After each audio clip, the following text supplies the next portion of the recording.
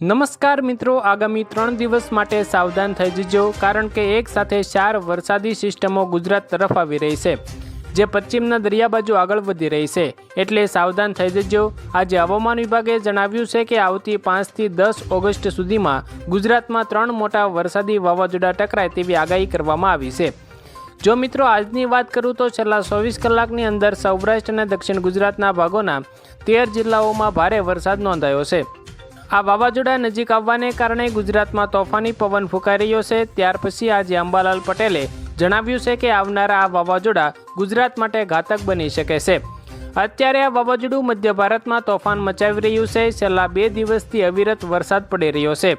બંગાળની ખાડીમાંથી શરૂ થયેલું આ વાવાઝોડું મહારાષ્ટ્ર સુધી પહોંચી ગયું છે અને હવે ગુજરાતમાં ટકરાય તેવી સંભાવના છે। આગામી 7 દિવસની અંદર સમગ્ર ગુજરાતમાં ભારે વરસાદનો નવો એક રાઉન્ડ આવી શકે છે। તો મિત્રો આજે આપણે આ વિડીયોમાં કેવો વરસાદ પડશે અને આવતીકાલે વાતાવરણ કેવું રહેશે તે દરેક હવામાન સમાચારો વિશે માહિતી મેળવીશું।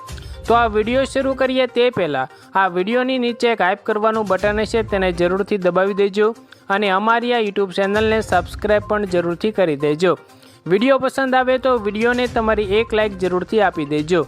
તો મિત્રો આજે સૌપ્રથમ વાત કરીએ તો આજે રાત્રે વાદળો મધ્ય ભારતમાંથી આગળ વધીને ગુજરાતમાં પ્રવેશ કરશે। અત્યારે અમદાવાદ અને સુરત પંથકોમાં વરસાદનું એક મોટું રેડ એલર્ટ આપવામાં આવ્યું છે અને આવતીકાલે એટલે કે 31મી જુલાઈએ અમદાવાદ અને સુરત પંથકોની તમામ શાળાઓ અને કોલેજોમાં રજા જાહેર કરવામાં આવી છે, કારણ કે આગામી 3 દિવસ સુધી આ બંને જિલ્લાઓમાં અને તેની આસપાસના વિસ્તારોમાં પૂર જેવો વરસાદ આવે અને તોફાની પવન સાથે મોટું વાવાઝોડાનું સંકટ જોવા મળી રહ્યું છે।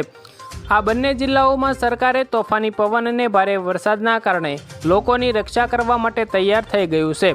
મિત્રો આવનારા વાવાઝોડાનો ઘેરાવો ખૂબ મોટો છે, એટલે જ્યારે આ વાવાઝોડું આગળ વધીને ગુજરાતના કેન્દ્રના રાજકોટ અને સુરેન્દ્રનગર આજુબાજુ ટકરાશે ત્યારે આ મોટા ઘેરાવાને કારણે આ વાવાઝોડું સમગ્ર ગુજરાતને આવરી લેશે।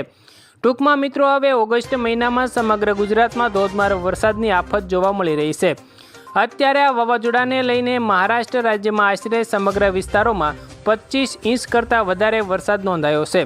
આ વાવાઝોડા જ્યારે ગુજરાતમાં આવશે ત્યારે દરિયાકાંઠાના વિસ્તારોમાં વધારે નુકસાન થઈ શકે છે, કારણ કે વાવાઝોડું દરિયાકાંઠે વધારે સક્રિય બનતું હોય છે, એટલે સૌરાષ્ટ્ર વિસ્તારોમાં મોટું સંકટ આવી રહ્યું છે, એટલે સાવધાન રહેવું ખૂબ જરૂરી છે। આજે રાત્રે મિત્રો અમદાવાદ અને સુરત પંથકોના તમામ લોકો સાવધાન રહેજો, કારણ કે આ વિસ્તારોથી વાવાઝોડું ખૂબ નજીક પહોંચી ગયું છે, એટલે આગામી 24 કલાકની અંદર આ બંને જિલ્લાઓમાં ભારે વરસાદ પડી શકે છે।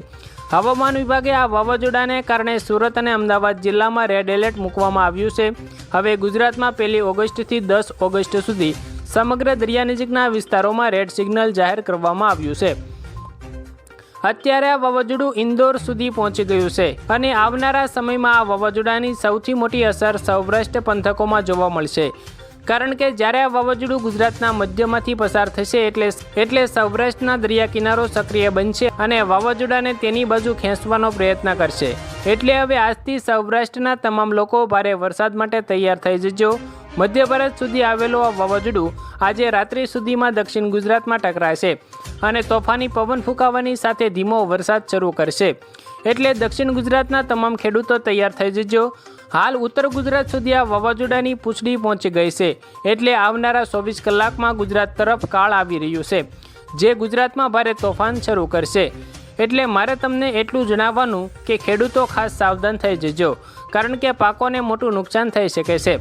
તમામ લોકો ઘરની બહાર નીકળતા પહેલાં સમાચાર ખાસ જોઈ લેજો। બહાર પ્રવાસ કરવાનું વિચારી રહ્યા છો તો 2 થી 3 દિવસ સુધી જવાનું ટાળી દેજો, નકર તમે ટળી જશો। રસ્તા ઉપર વાહન ચલાવતા સાવધાની રાખજો અને પર્વતો ઉપર પ્રવાસ કરવા હમણાં ના જતા, જેમ કે જૂનાગઢ।